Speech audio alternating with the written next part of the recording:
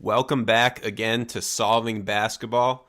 I'm Jordan Sperber, and today's guest is Todd Golden. He's in his first year as the head coach of the University of San Francisco, and they're currently 15-7. Before that, he was an assistant at USF as well as at Auburn and Columbia. Todd, thank you so much for your time. Jordan, how you doing, brother? I appreciate you having me on, man. The first question here of every episode of Solving Basketball, I think, is especially related to this episode, but I ask it to every guest, and it's if we walked into a gym and I went under the basket to rebound for you and you shot 100 free throws in a row, how many would you make out of 100? Man, that's kind of putting me on the spot to start, but if I'm not making between 87 and 90, I'm going to be awfully disappointed in myself. I'm not going to lie. I have the numbers from your playing career. So Todd played at St. Mary's under Randy Bennett, and you were 124 for 149 from the line in your career, which is 83%. So that's one of the best resumes of anyone we've had on the podcast, I think. I was going to say that's definitely one of the areas that I excelled as a college athlete. You know, defensively was not one of them. Yeah, I mean, standing alone in the gym, I can still rope that thing pretty well from the foul line. The other guy we had on who had a similar pedigree was John Shire. He said 97 out of 100 for his. Oh, man. All right, well, maybe I got to bump mine up a little bit then. What is basketball? What is it? Is it basketball? Is that basketball? What is it? What is basketball?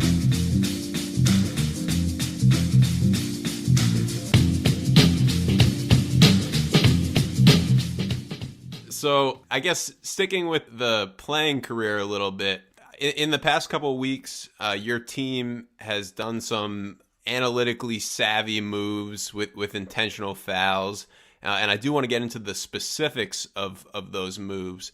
But before that, I guess more generally, were you into numbers and the statistical side of stuff as a player, or did that come later in your coaching career?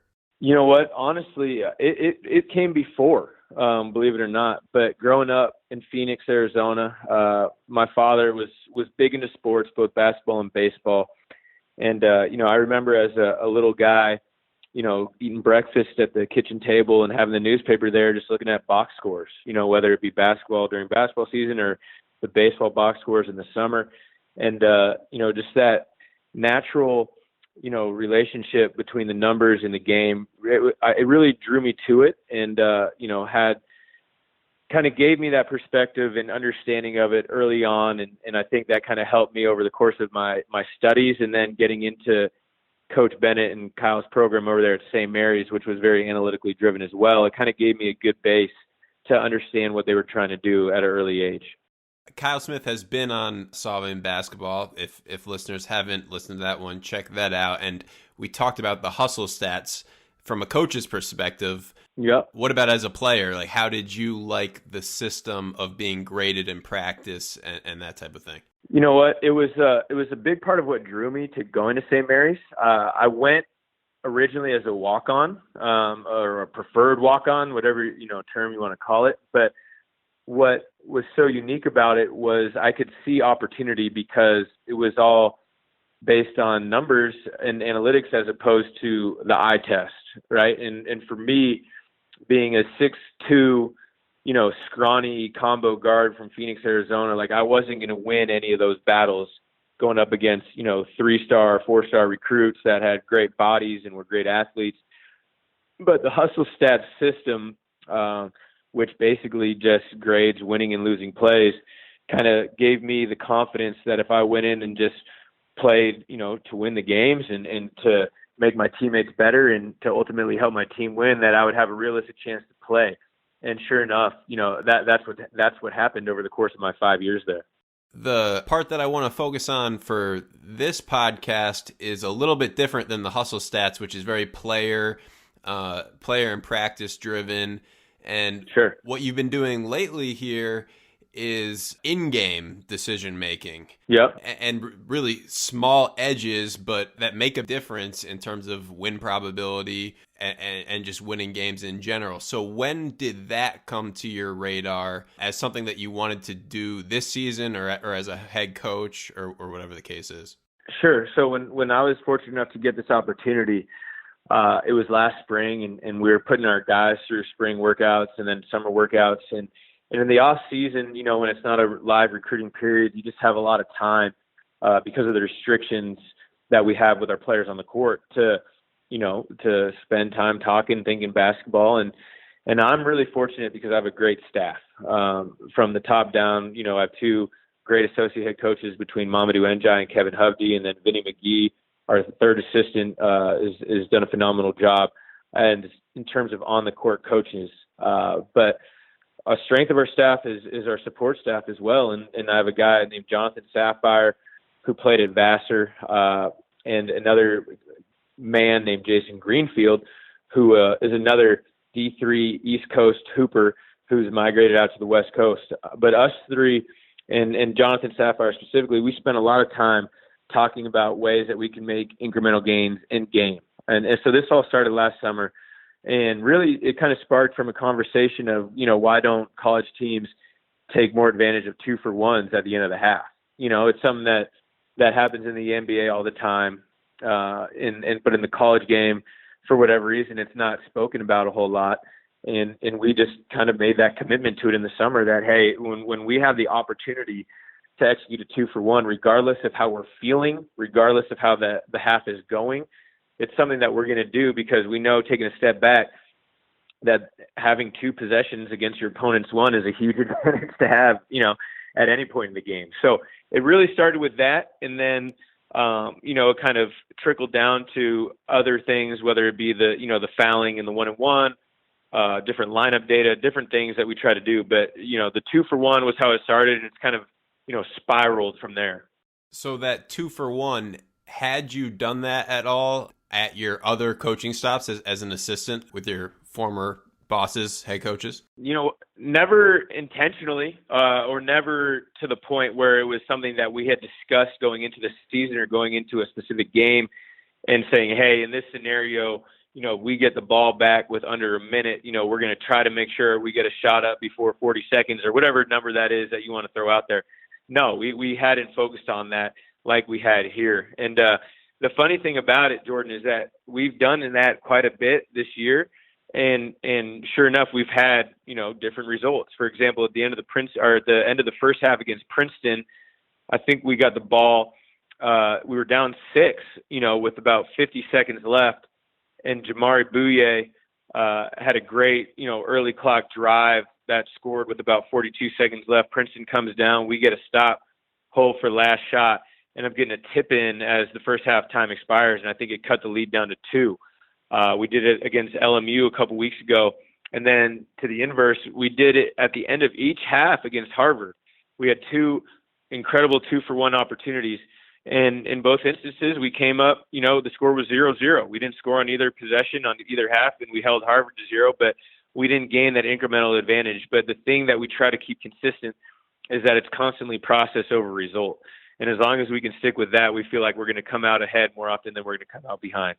So that was something that I was going to ask you about a little bit later on, in terms of, even if you have the statistically or the mathematically right decision, it's a game of probability, and it doesn't work every time.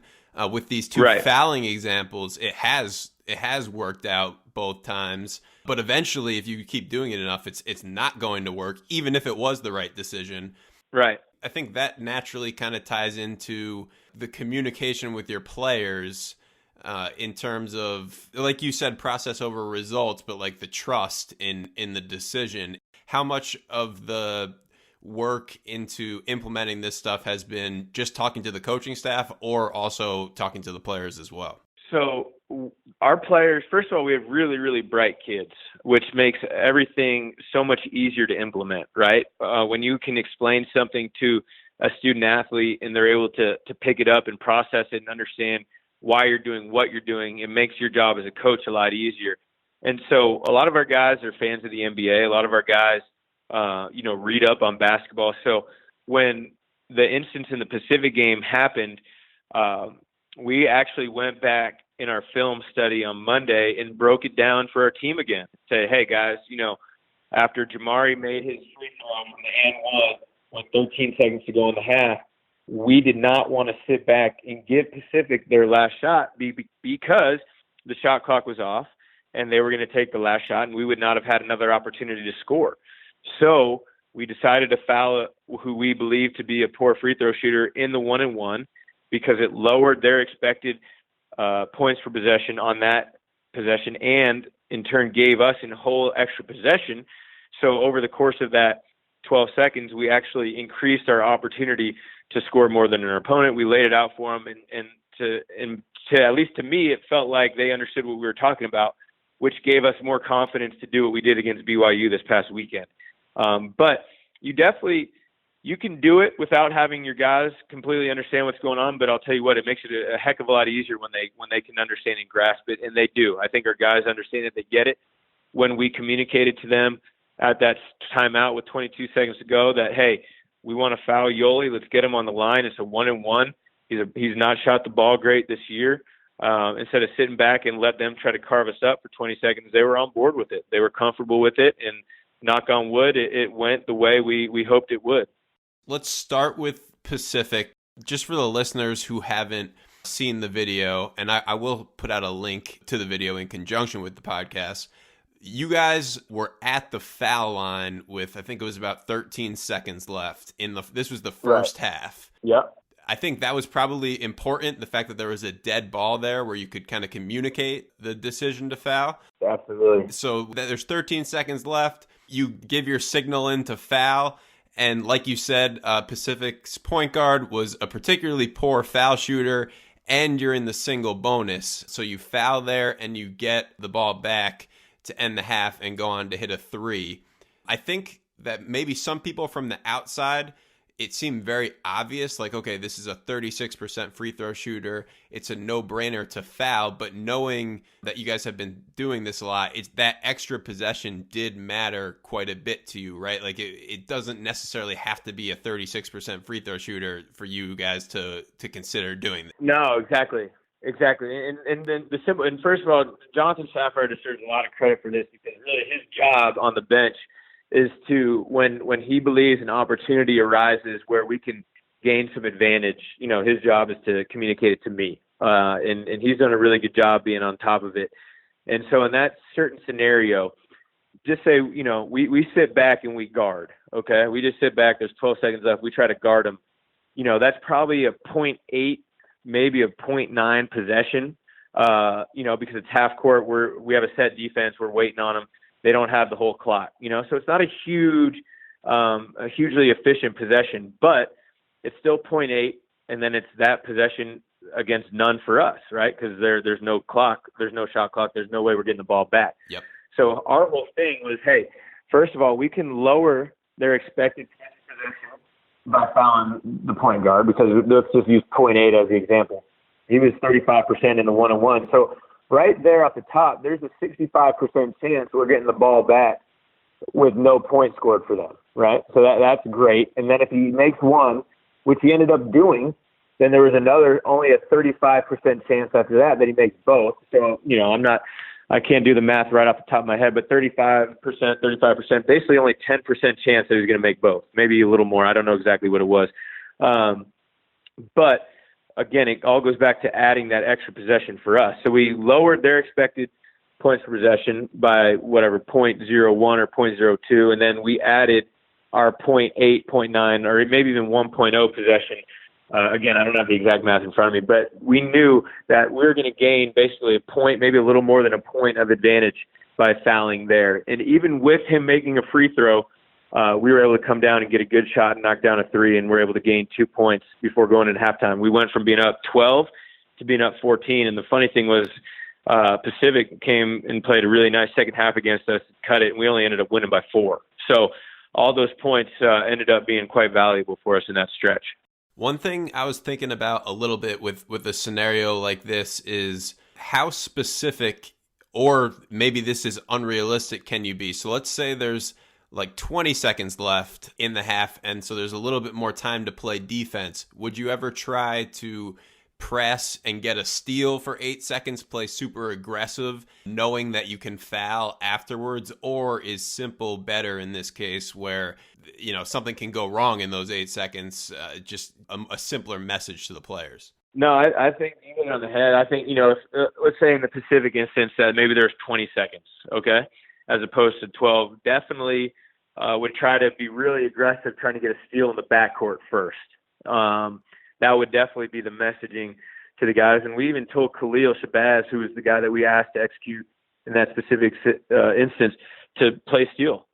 Go be aggressive, play steal. See if you can go pick his pocket and maybe get us an extra layup or whatever. But the whole message was, if you don't, you got to take the foul. Don't let him get to the front court.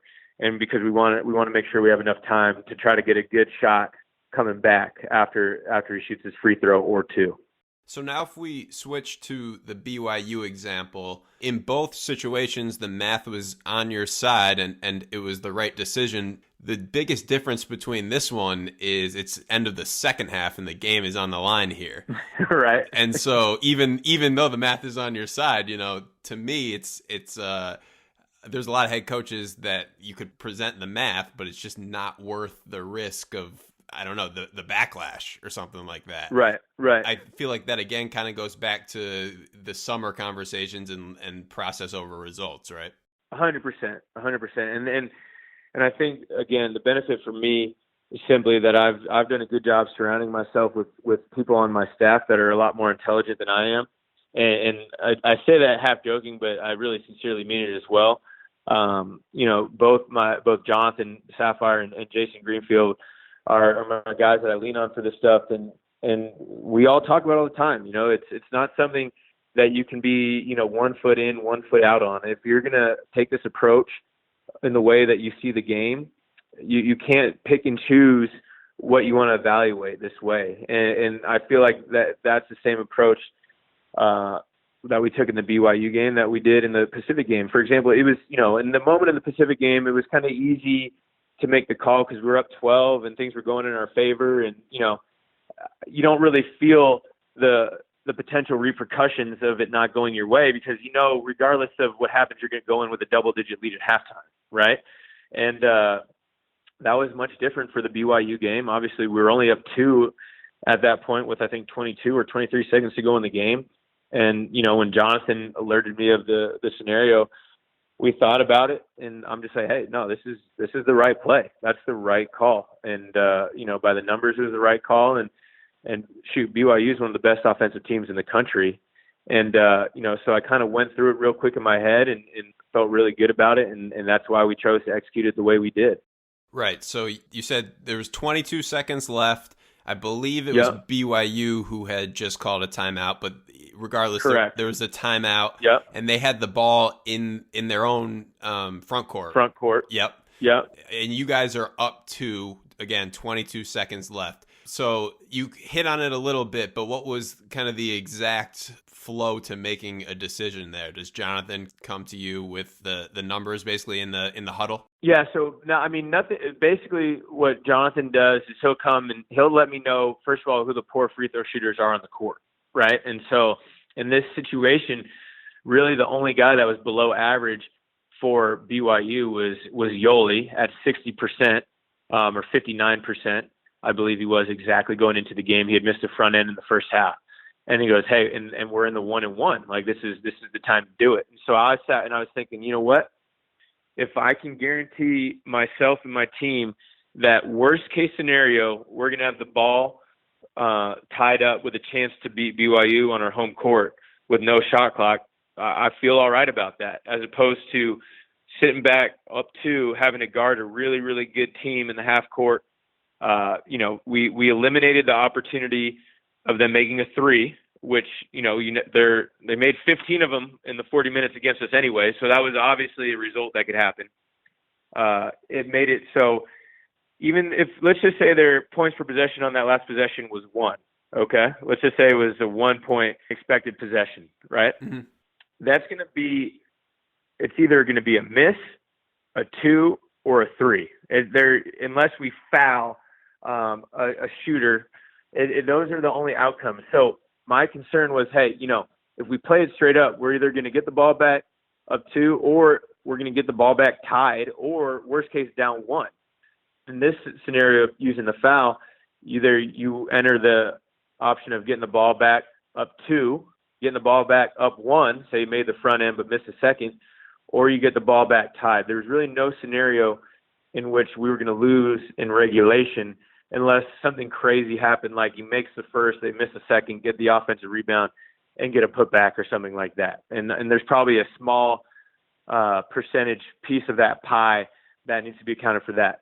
But really, it was my thought of eliminating the risk of giving up a 3, gaining the positive arbitrage or EV of knowing that Yoli making 2 free throws in a row only happens 36% of the time, which is obviously lower than them making a basket, which I would have probably said was 50% of the time.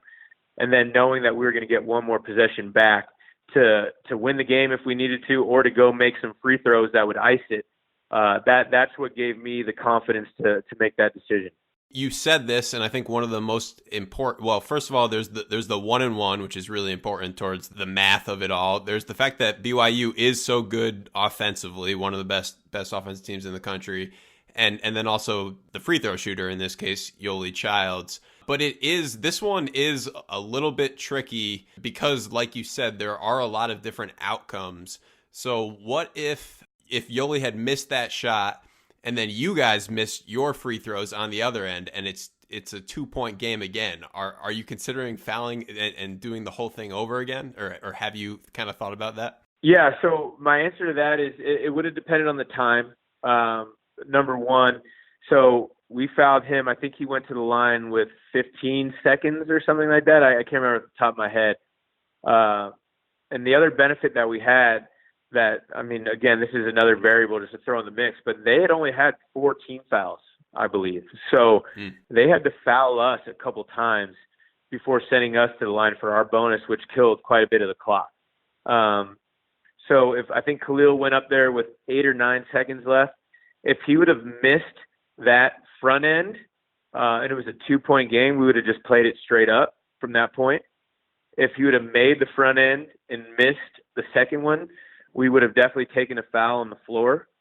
And if he would have made both, which he did, we would have played it straight up. And now the funny thing about it is we executed the intentional foul perfectly, and then we fouled the 3-point shooter right after that. And that was definitely not instructed from the bench. I joked with Jordan Martino after the game, my senior, who unintentionally fouled the 3-point shooter.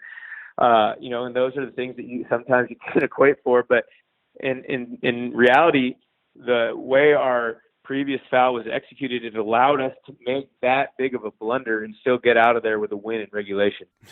Well, yeah, that's a good point. I hadn't thought about that. And it kind of goes back to the point where you can make the right decision. Not only can the ball just not bounce your way, but your players also have to execute it. And I think if a coach listening to this is considering being more aggressive in this type of intentional fouling stuff, you have to go into it with the understanding that you're winning on the edge, but it's not 100% proposition either. No question. You have to, and that's what I think. It's. I keep going back to this with my staff and with other guys. You have to have a pretty good understanding of the advantage you're gaining, right? Like, you got to know, like, even if you're helping yourself, let's just call it 4 or 5%. It might not show up in that one outcome, but it's doing it over and over and over again that's going to give you that incremental advantage, right? And more often than not, I shouldn't say more often than not, but you want that 5% over the course of the season, and that might get you 1 or 2 more wins. And that's the way you have to look at it. If you think it's going to go your way every time, then you're just not looking at it properly, and you're going to become disappointed a lot because, the 40% or the 43% of the time that it doesn't go in your favor, you're going to think, oh, well, next time I can't do that because of this, that, or the other, when in fact, no, you have to do it next time, or you're not going to gain that incremental advantage over the course of the season. So I think it's tough for a lot of people to wrap their brains around, and you might have to have a better understanding of math for it to make a whole lot of sense. But, I don't know if you saw the Marquette game against, I'm trying to remember who they were playing. Marquette fouled was it Creighton? I can't even remember who it was, but they fouled somebody in the second half in a tie game in the 1-and-1. And no, it was Butler. I think it was Butler. They fouled Butler in the 1-and-1, and it ended up, it was the right play EV-wise. And I was like, shoot, maybe, Woj is onto something here. They figured it out.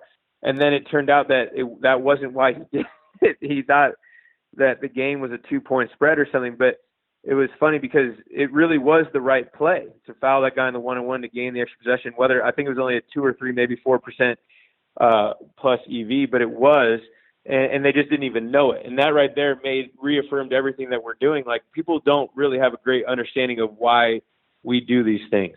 I know that game went into overtime. Right. But you're right. It wasn't on purpose. I think Wojo said as much in the press conference after the game. And that kind of ties into my last question for you here in terms of, do you think that in 5 or 10 years from now, some of this stuff might be more common within the coaching industry? The one situation that is pretty common at this point is fouling up 3 in just straight up foul or defend situations.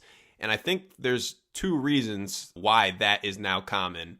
The first one is that I think coaches make decisions where they want to feel in control, and that taking away the 3, it's an empowering thing for your team regardless of the math. And then the other reason, which I think is probably the most important, is when you're up 3 and the other team has the ball with 7 seconds left or whatever it is, you're probably going to win the game regardless. It's like a 93% chance.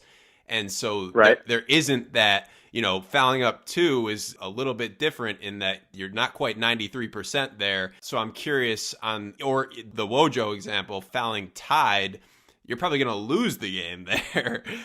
It still might be the right EV decision, but it's a much different situation than up 3 and the comfortable lead. So what do you think, as a coach and who knows the industry really well, what would you expect in 5 or 10 years?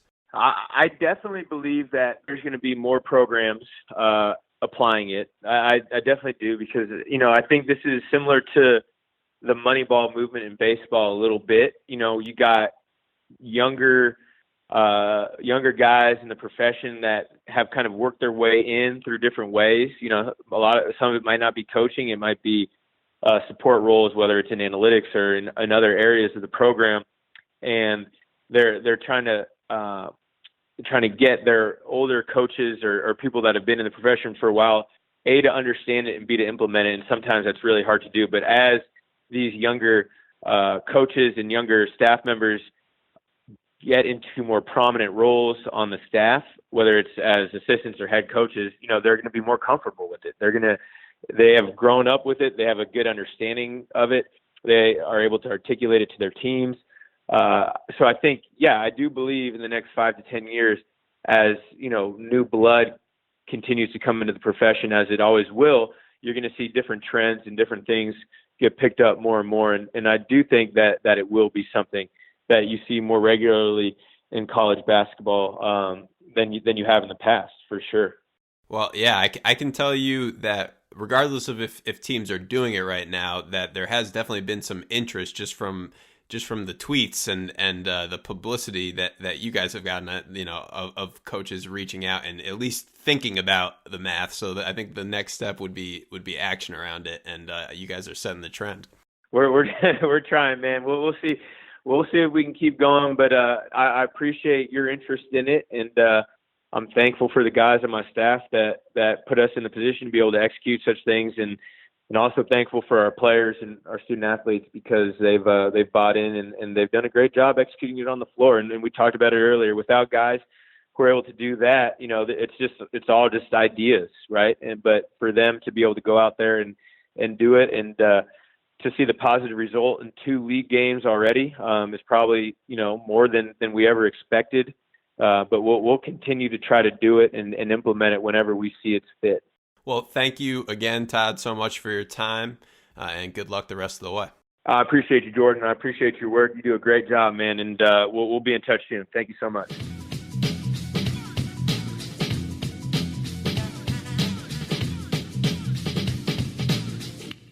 No hand checking Michael Jordan, Scottie Pippen, Tony Kukoc.